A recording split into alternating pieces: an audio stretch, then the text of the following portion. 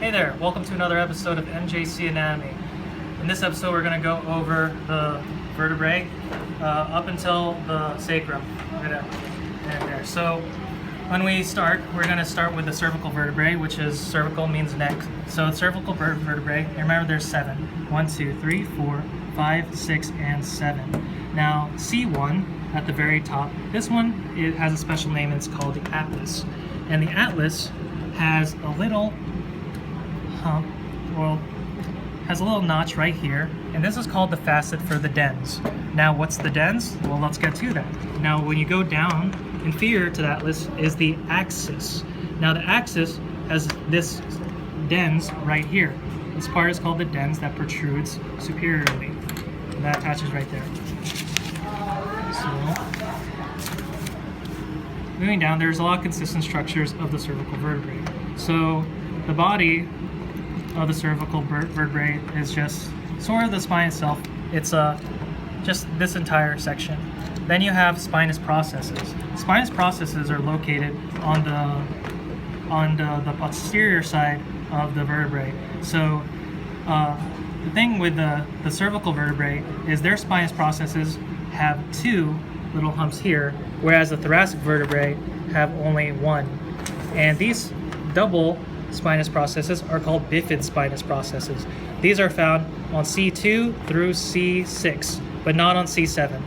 Okay, on the side of the, so that's that. And then on the side of the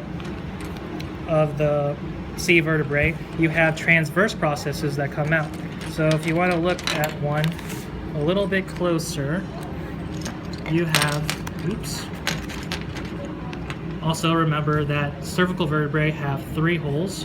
You have one, the vertebral foramen, and then you have 2 holes here in these are called transverse foramen because they're attached to the transverse process, which points out here on the side. So this is a really good example of a cervical vertebrae that you can see there.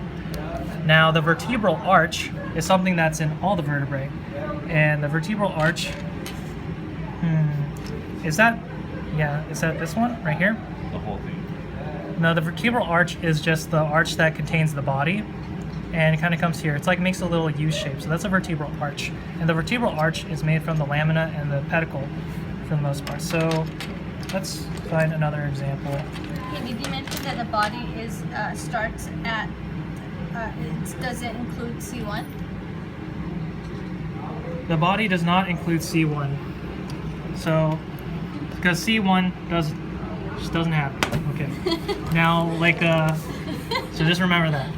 So the vertebral arch is made of the lamina and the pedicle.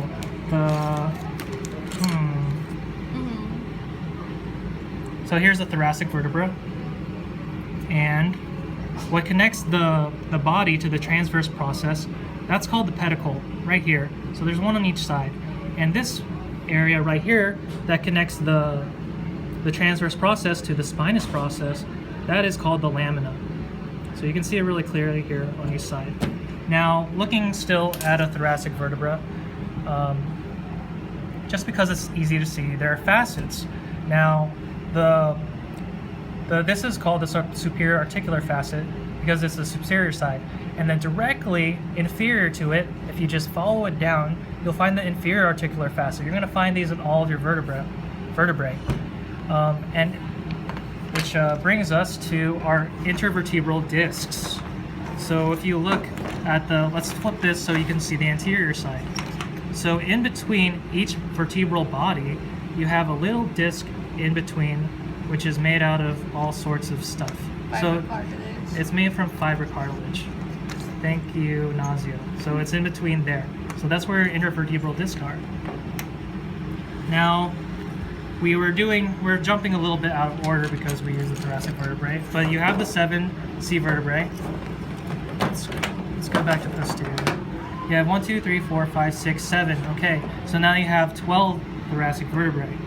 Now, what's really interesting about thoracic vertebrae is that, for the most part, their spinous processes point inferiorly. As you go down, it becomes more and more inferior. That's a very distinguishing way to be able to tell if it's a thoracic vertebrae.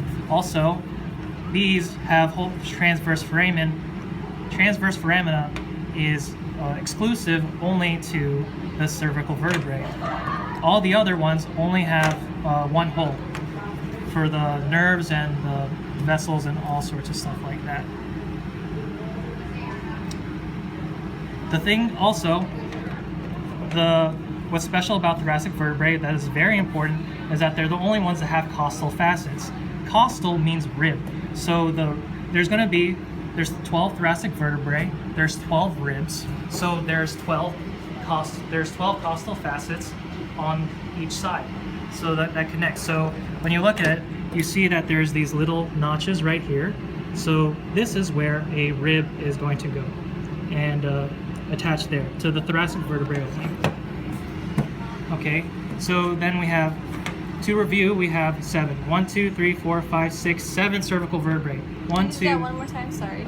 You have 1, 2, 3, 4, 5, 6, 7 cervical vertebrae. You have 1, 2, 3, 4, 5, 6, 7, 8, 9, 10, 11, 12 thoracic. Now we get to the lumbar. The 1, 2, 3, 4, 5. You have 5 lumbar vertebrae. So you have the body, and it's all the same stuff. You have the body, you have the spinous process, and you have transverse processes here. And the thing about lumbar vertebrae is the most important distinguishing feature is the gigantic body. That is a lumbar vertebrae. Here's a thoracic vertebrae. You can see the difference in the sizes here. And I believe that wraps up the entire spine except for the sacrum. So stay tuned, and we're going to go over the sacrum right after this.